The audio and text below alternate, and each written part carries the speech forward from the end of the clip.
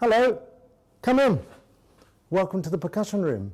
This is the Royal Liverpool Philharmonic's percussion room, which is one of the largest in the UK, and I'm very proud to show you around. And on this wall we've got our wonderful collection of snare drums, some of which are very old. There's a couple up there, probably from the early part of the 19th century. No one really knows where they came from and who made them. And then over here we have our typewriter. Of course, we've got to use a typewriter for the Leroy Anderson.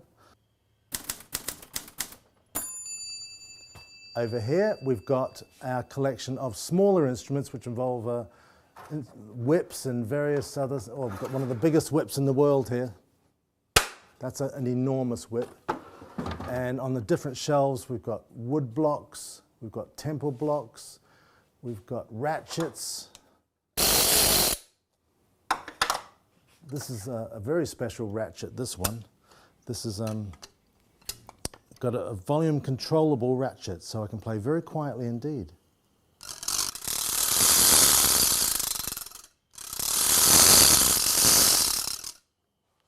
That's a wonderful thing.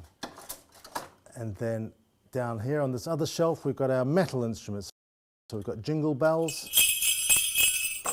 We've got crotals, which are very small cymbals. These are lovely. That's an instrument we use in L'après-midi de Faune by Debussy.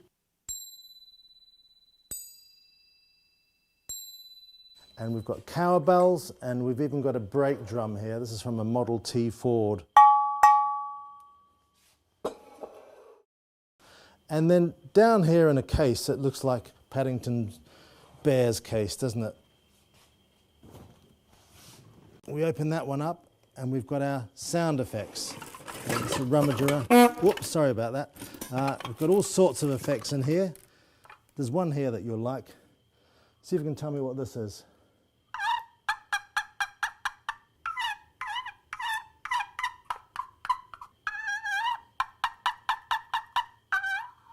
That's right, it's a rabbit. No, I'm kidding. It's obviously a chicken. That's a chicken. And then we've got other effects in here. You'll recognize this straight away.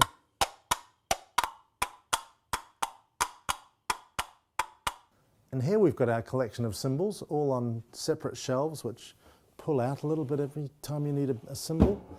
So they're all quite a varied number of cymbals and of different ages and uses. And one here we've got, it's a very old, what's called a Kazillion Symbol. It's got to be about up to 100 years old possibly, and that was made in Turkey. And then another pair of cymbals here, which let's have a look. Here they are, lovely old Kazillion cymbals. They're made in the 1940s, around that period of time. And oh, look at that, we've got some car horns. This is for American in Paris, which is a lot of fun to play. That back in there. And then over here we've got all various stands. It's a bit higgledy-piggledy at the moment, but we kind of know where everything is. And here we've got our tambourine wall, which is probably one of the biggest tambourine walls in the UK. It's lots of different tambourines, all for different purposes, different sizes and different kinds of metal jingles on them, and they all make all sorts of sounds. And other tambourines for different composers where they require a very dry sound, and the metal on them, some of them are called German silver and beryllium copper and phosphor bronze, and we're very lucky to have this wonderful collection. And these are two of our wonderful church bells that we acquired in the 1990s when the Friends of the Phil gave us some money to buy church bells. We're the very first orchestra in the UK to buy bells, and it's a unique thing. We're soon to have 14 bells. These two are a C and a G, G, C, and they're for the Berlioz Symphonie Fantastique, which is a fantastic work. And we're soon going to be using two bells which are an octave below these ones, which is going to be absolutely wonderful. We're the first British orchestra to own those low bells, probably the only one because they're so big and expensive. But when you haven't got church bells, you have to use tubular bells. And we've got some bass bells here which were made about 20 years ago by a wonderful man who's been able to find the right kind of brass. It's 2-inch brass, and they're tuned to the scale, as you would find on a piano, and you have to stand on a ladder to play some of them. They're very, very long tubes. And this is my Marla Hammer, and it's made from a log that we found in Sefton Park. You can see it's a genuine log, rounded on the ends with a nice big handle through the middle.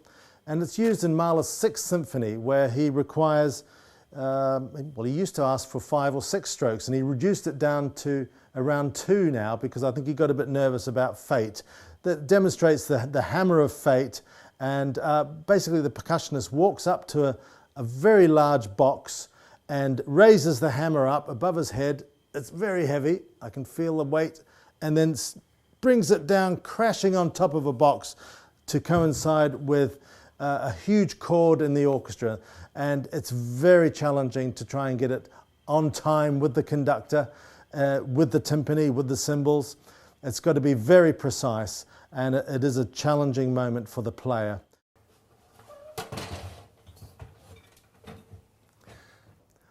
And over here we have a couple of anvils. They look like the real thing, but to be honest, they're made of fiberglass, and they have a bit of metal on the top, and the real thing would not survive on that shelf. The whole lot would come crashing to the floor. So they're good for touring, but they are wonderful sounding instruments. And then above that, of course, we've got the kitchen sink, and we couldn't not have the kitchen sink in the percussion department. We are called the kitchen department on occasions. So it has been used on a number of concerts over the years as a sound effect, which we get out a big gong mallet, and it has a low kind of dull resonance, not like a bell, but just like a thump, really. And the composer wanted that effect. I think he used the kitchen sink as a joke, of course. So that's its pride of place in the percussion room.